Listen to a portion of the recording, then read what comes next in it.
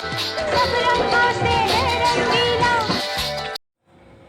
यदा यदा हि धर्मस्य ग्लानिर्भवति भारत अभ्युत्थानं धर्मस्य तदात्मानं सृजाम्यहम् परित्राणाय साधूनां विनाशाय च दुष्कृतां धर्म संस्थापनार्थाय संभवामि युगे युगे। अर्थात जब जब धर्म की हानि होती है और अधर्म की वृद्धि होती है तब तब मैं साकार रूप में प्रकट होता हूँ साधु सज्जनों का उद्धार करने के लिए, पाप कर्म करने वालों के विनाश के लिए और धर्म की स्थापना के लिए मैं युग युग में आता हूँ। इसमें क्या शक, द्वापर युगीन समाज को दुष्ट जनों से मुक्त कराया कृष्ण ने। खुद की विभिन्न लीलाओं व चरित्र में ढालकर मानव जाति को दायित्व निभाने व जीवन जीने का मार्ग भी बतलाया। सर्वधर्मान् परित्यज्य मामेकं शरणं व्रज, यानी सभी धर्मों को छोड़कर, बंधनों उलझनों को छोड़कर मेरी शरण में आ जाओ। ये संदेश कृष्ण ने दिया। द्वापर युगीन हुई अजन्मे के जन्म की लीला को महसूस करने के लिए आज भी हर कोई उनके जन्मोत्सव को महसूस करना चाहता है। इसके लिए भारत ही नहीं विदेशों से भी श्रद्धालुओं का उमड़ा जन समूह ब्रज आकर कान्हा की नगरी में उनके जन्मोत्सव की उन घड़ियों का साक्ष्य बनना चाहता है जब आधी रात को कान्हा ने जन्म लिया।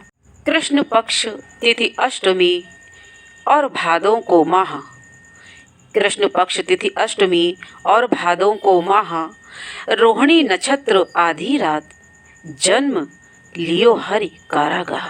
मथुरा में धूमधाम से मनाया गया जन्मोत्सव। नंद भवन गोकुल में नंदगांव में जन्मोत्सव पर बधाई गायन करते ब्रजवासी बाबा नंद के महल में हर्ष उल्लास के साथ आनंद में डूबे हुए हैं। आज तो बधाई बाजे नंद भवन में। कान्हा की सुंदर बाल छवि देख जसोदा खो जाती हैं। देखिए कितना सुंदर चित्रण किया है सूरदास जी ने कि जसोदा हरि पालिने झुलावे, हल रावे दुलराई मल्हावे, जोई जोई कछु गावे, मेरे लाल को आओ निंदरिया, काहे ना आन सुभावे, तू काहे नहीं बेगही आवे, तो को कान बुलावे।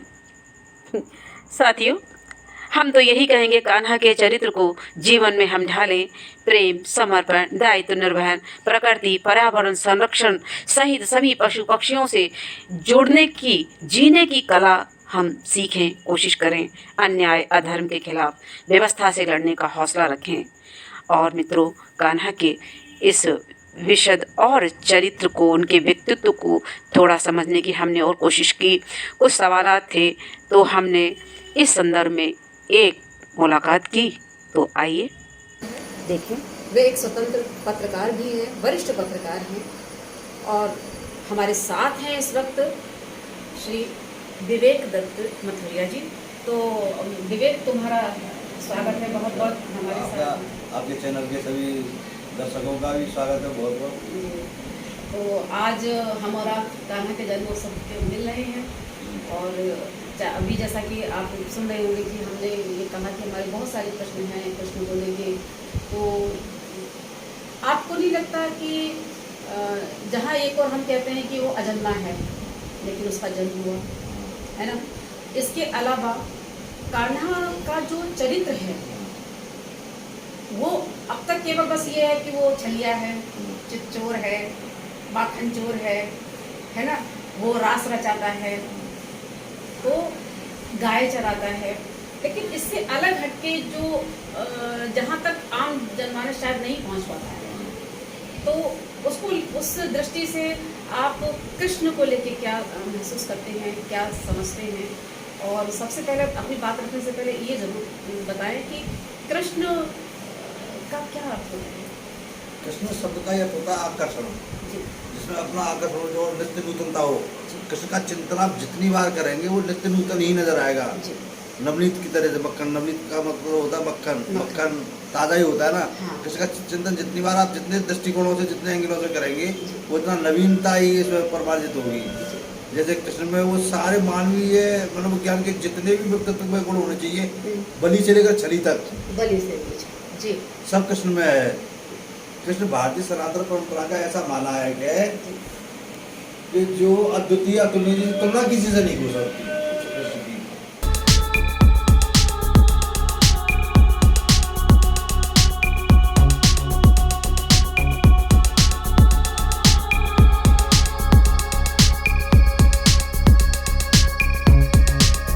की रूप में देखिए सर्वस्व शावक कर देता मित्र को, सर्वस्व हैं ज्ञानी तीन को। मुट्ठी चावल हाँ, ज्ञानी को देखिए तो गीता का परम ग्रंथ है, उसके ज्ञान का उद्घोष है।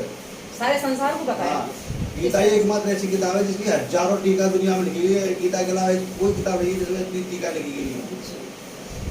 छली भी है, बली भी है, जहाँ छल से काम चलता है वहाँ चलता है, पर सारे सरोकार लोक कल्याण के हैं। लोग सबसे बड़ी बात कृष्ण की क्या है, सारे जितने भी सरोकार है वो लोक कल्याण से संबंधित है।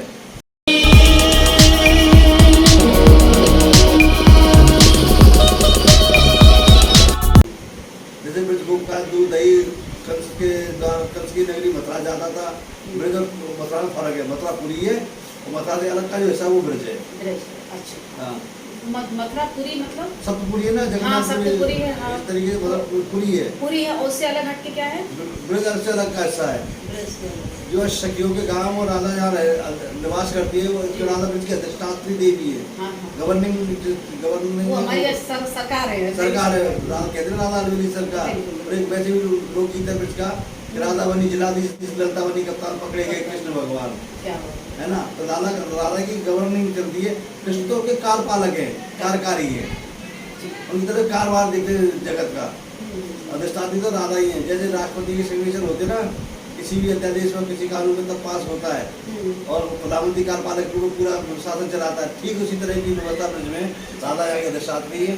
सबसे बड़ी बात है कि उसने नारी स्वातंत्र में जो काम किया है वो आज की आधुनिकता में भी नहीं मिलता देखने को। राधा को ब्रज के अधिष्ठात्री बनाया और उनके साधक बने, आराधक बने।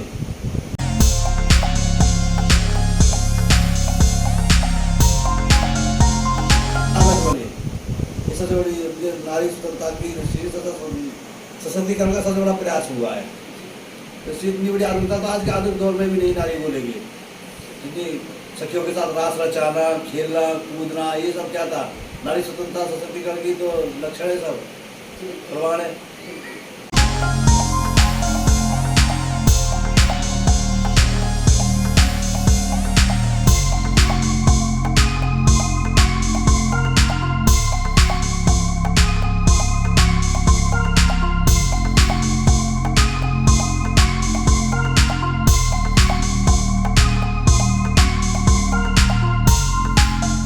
सही कह रहे हैं। इसके अलावा आप जैसे आपने बताया कि आकर्षण काला है लेकिन आकर्षण है, इसका मतलब होता है सारी दुनिया को उसने आकर्षित किया और इसीलिए वो कृष्ण कहलाए। लेकिन ग्वाला से कृष्ण बनने तक का जो सफर है वो आपकी नजर में क्या है?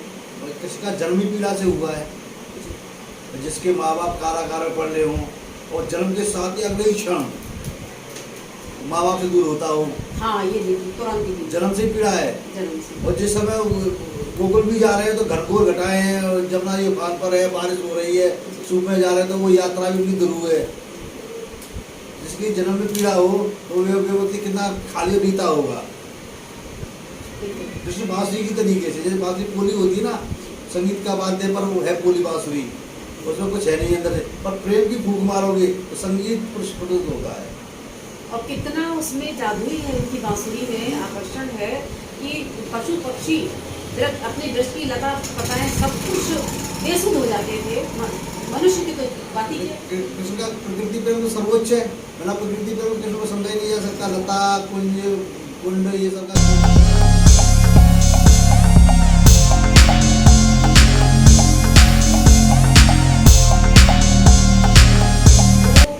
गिरिराज पर्वत जब उन्होंने धारण किया तो ये निश्चित रूप से जब पर्वत की पूजा गिरिराज एक प्रतीक है। गिरिराज को अगर आधुनिक व्याख्या अगर हम करें सरोकारों जोड़ के, ब्रजवासियों के द्वारा किसने नेतृत्व किया देवताओं की सरमाएदारी के खिलाफ। देवताओं का राजा था इंद्र, जी तो उन्होंने देवताओं की पूजा बंद करा के, इंद्र की पूजा बंद करा के ब्रजवासियों की पूजा शुरू कराई, जिसका प्रतीक बना गोबर गाय का। गाय का गोबर में पूजा ब्रज की ब्रजवासियों का विजय पर्व का प्रतीक है, देवताओं की सत्ता के खिलाफ विजय का। आप देखिए पूरा कृषक संस्कृति जुड़ा हुआ है। अन्नकूट के दिन बाजरा होता है और चावल होता है, कड़ी होती है, ये सब वो कृषक घरों के उत्पादन कृषि है। बिल्कुल ब्रज जो है अपना, वैसे तो अपना देश ही कृषि प्रधान है, हाँ। लेकिन ब्रज का भी यहाँ भी जो तो मुख्य व्यवसाय वो कृषि अन्नकूट है। की पूजा है, वो कृषक प्रधान संस्कृति का प्रतीक है, देवताओं की सत्ता के खिलाफ विजय का। आप देखिए पूरा कृषक संस्कृति जुड़ा हुआ है। अन्नकूट के दिन बाजरा होता है और चावल होता है, कड़ी होती है, ये सब वो कृषक घरों के उत्पादन कृषि है। बिल्कुल ब्रज जो है अपना, वैसे तो अपना देश ही कृषि प्रधान है, हाँ। लेकिन ब्रज का भी यहाँ भी जो तो मुख्य व्यवसाय वो कृषि अन्नकूट है। की पूजा है, वो कृषक प्रधान संस्कृति का प्रतीक है।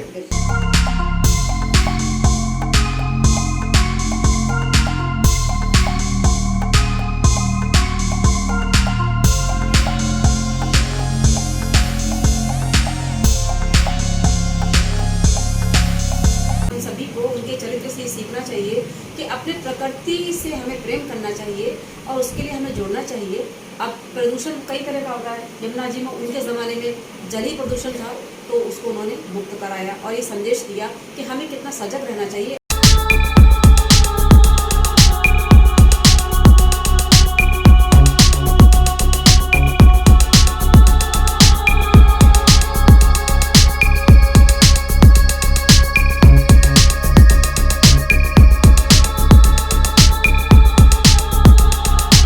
दुर्योधन की मेवा त्यागी साग बिदुर खाए हो, काबुल में मेवा रची अपने काम करी लगाए। दुर्योधन की मेवा त्यागी साग बिदुर खाए। जब ठाकुर की का गई है, ठाकुर की बाबरी होती है। तो भाव का जब भूखा है, भाव का भूखा है। आगे कहा गया कि भाव के भूखे बात के नाही, यही सुन में शरणागत आई। क्या बात है। आप भोजन के भूखे नहीं है, भाव के भूखे, इस बात को सुन के मैं तुम्हारी शरण में आई हूँ।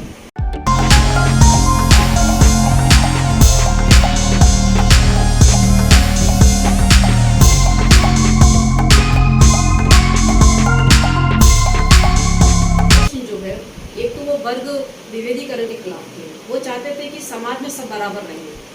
अब आप देखिए अन्नकूट का क्या मतलब है। अन्नकूट का मतलब ये कि जितने अन्नकूट होता है तो सारी सब्जियां डलती हैं, सारी सब्जियां होती है। तो ग्वाल वाले जाते थे किसी के साथ गाय चराने, तो कोई कुछ अपनी सामर्थ्य के अनुसार सब्जी लाता था, कोई कुछ लाता था, कोई कुछ लाता था।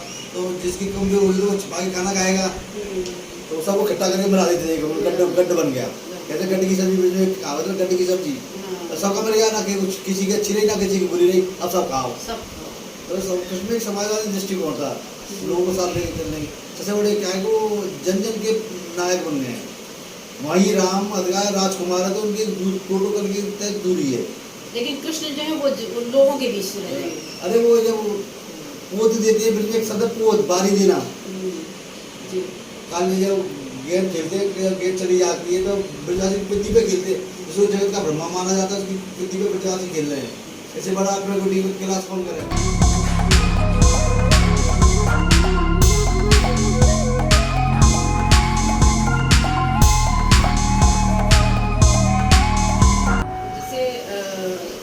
आपकी नज़र में कृष्ण सामाजिक सुधारक, क्रांतिकारी, जो भी कुछ है वो अद्वितीय है, अतुलनीय है। उनकी तुलना किसी से नहीं है, उनके बात कोई नहीं है। कोई भी चीज़ किससे आगे नहीं जाती। आज 5000 साल के इतिहास में हम देखें कि कितना ग्रंथ लिखे गए, कितने काव्य लिखे गए, कितने महाग्रंथ लिखे गए, महाकाव्य लिखे गए, पर कोई भी तत्व कृष्ण के वक्त से आगे नहीं जाता, नहीं जा पाता। क्योंकि वही आदि वही अंत। जब गीता में भगवान ने कहा है कि जैसे जब धर्म का जब हनन होता है और धर्म हावी होता है, आताताई जो दुष्ट ताकतें हैं वो हावी होने लगती है, सज्जन कष्ट में आ जाते हैं, तो मैं उन सबकी रक्षा के लिए आता हूँ। ठीक है, ये बात। और ये जैसे त्रेता युग में वो आए भगवान विष्णु का अवतार है ना, तो उस वक्त शायद वो 8 कलाओं से परिपूर्ण थे। बारह कृष्ण 12 से और कृष्ण 16। राम 12 से थे, कृष्ण 16 से। अच्छा, राम 12 से थे और कृष्ण, यानी कि तब उस त्रेता युग को देखते हुए द्वापर युग में आते आते अधर्म ज्यादा हावी हो गया। हाँ, 4 कलाएं और वृक्ष 4 कराए तो यानी कि कृष्ण संपूर्ण पुरुष। 12 आने का मतलब 75 पैसा और 16 आना का मतलब 1 रुपया। कृष्ण पूरे 1 रुपया हुए। पूर्ण पूर्ण पुरुष। पूर्ण तो है। पुरुष तो राम भी थे। हाँ, ऐसा नहीं है। तो 12 गुण तो 12 आना 12 आना और 16 गुण का मतलब 16 आना का 1 रुपया होता है। जी। 12 आने को 75 पैसा कहते हैं। 16 कलाओं से इसलिए भरपूर थे। पूर्ण तो आ गई, पूर्ण ब्रह्म माना गया ना पूर्ण। वेदों शास्त्रों में।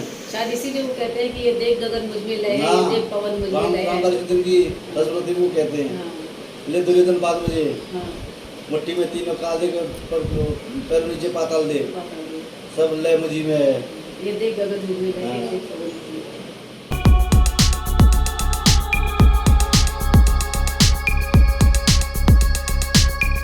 विवेक भाई, इतनी सारी बातें आपने उनकी बताई, उनके बारे में, चरित्र के बारे में, कितना उनका विशाल चरित्र है, कितना विशाल व्यक्तित्व है जिसे हम और आप शब्दों में नहीं बांध सकते, है ना। और वो अपरिभाषित हैं, जैसे वो अजन्मे हैं और इसी तरह से वो अपरिभाषित भी हैं, अव्यक्त हैं। अव्यक्त भी हैं। लेकिन इसके अलावा अगर कुछ आप और खास हमारे साथियों को बताना चाह रहे हो तो आप बताएं, जो कुछ अगर हमसे रह गया हो कुछ नहीं। मेरा कहना ये है कि कृष्ण को जीना चाहिए पूजने की बजाय। जी, पूजने की वजह मंदिरों में कैद नहीं करना चाहिए। ना ना ना, उसे आचरण में, अपने विचारों में, उसे नित्य क्रिया में जीना चाहिए। बिल्कुल। मित्र से मित्रता का भाव रखिए, जो प्रेम करता है उसको प्रेम दीजिए। प्रेम का मतलब प्रेम होना चाहिए। और लोक कल्याण के सरोकार से जुड़िए। कृष्ण पूरा जीवन लोक कल्याण के सरोकार जुड़ा। महाभारत उन्होंने द्रौपदी की अक्षमता की बदला लेने के लिए कराया था। संकल्प कृष्ण ने लिया था, पांडव ने संकल्प लिया नहीं था महाभारत का, और लिया तो महाभारत पूर्ण कराया।